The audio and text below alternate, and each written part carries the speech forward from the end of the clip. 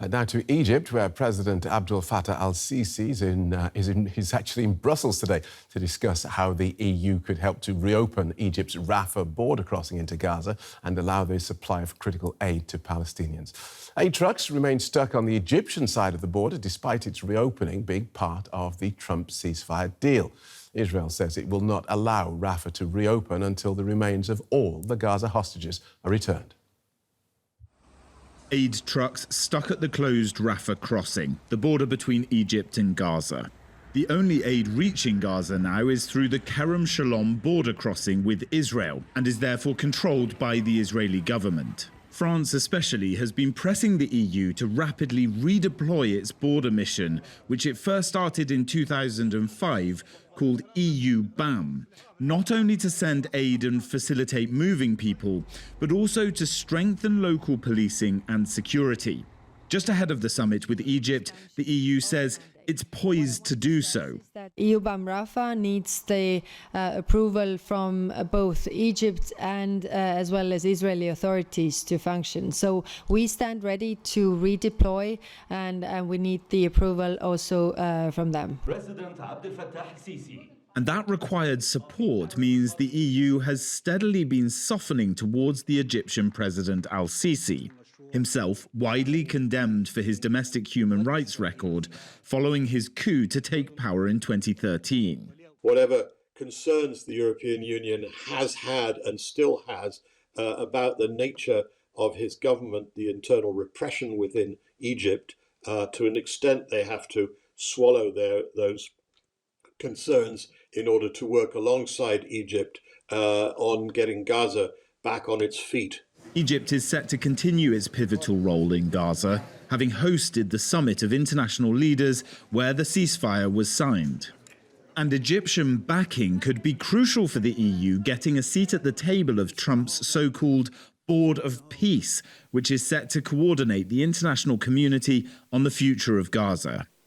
In March 2024, the EU and Egypt signed a sweeping agreement, largely focused on Egypt's support in preventing migration into the EU, in exchange for €7.4 billion for Egypt in economic assistance over a 7-year period. Yes, Gaza is important and Rafah is important, but this is not something that is only being created for that. This is part of a more long-term European bet that they have a lot to gain and a lot of interest involved in helping shore up Egypt and strengthen the country's development. So the European Union and Egypt look set to draw slowly, but definitively closer together. Let's get more from our correspondent, Rosie Birchard, who's there in Brussels. Welcome, Rosie. So today, the first ever EU-Egypt summit. Why are these two sides seeking closer engagement now? Absolutely. You can see some of the leaders just filing in behind me there. This summit is the first of its kind. And when you look at the kind of geopolitical map of the world, there's no doubt that Egypt has been expanding its influence, and that has not escaped the European Union's notice. This is a moment where the European Union is looking for friends, looking beyond its own borders, and certainly at a time where there has been absolutely tempestuous ties across the Atlantic in terms of business and in terms of trade. So there's also a question around business ties here, and certainly President Sisi has been making his business pitch to Brussels, saying Egypt can be involved in production of everything from vaccines to renewables. Then, of course, there's that key question of migration. We know the European Union has been looking to try and strike deals with countries where migrants come from or transit through in order to prevent them arriving here in the first place. This is a continent which needs some migration. It's an ageing continent with jobs that need filled, but of course certainly a lot of voters in a number of EU countries are very concerned about irregular or illegal migration. So there's all sorts of different factors coming into these talks here, and President Sisi and President von der Leyen are due to sit down and get down to some of that business. And is one of those factors Gaza? Could closer ties with Egypt help Brussels influence events there?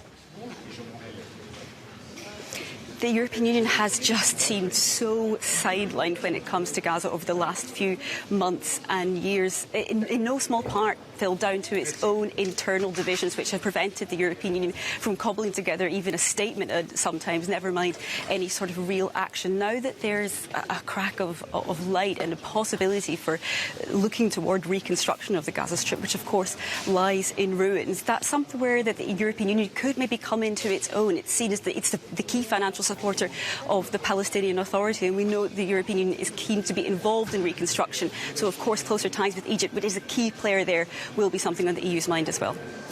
But then, of course, there's the vexed issue of Egypt's human rights record under President el-Sissi. How is Brussels negotiating dealing with this tricky issue with a leader whose help they feel they need?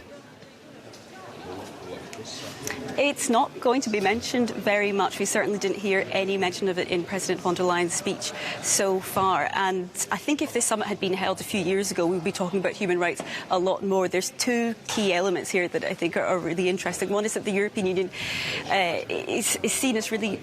It needs to be a little bit less picky in its partners. Some experts say that given the geopolitical shifting landscape in the world, that it can't be seen as the one to be wagging fingers. And then, of course, there's that question, given that the European Union has been accused of inaction on Gaza, there is a sense that the EU, if it had a claim to a moral high ground before, however tenuous that may have been, now it may have much less of a claim to that. That's certainly what human rights campaigners are talking about around these talks. And what's really interesting is Amnesty, that human rights watchdog, has published a statement saying that both sides here, both the European Union and Egypt, should be talking to each other and holding each other account when it comes to upholding human rights.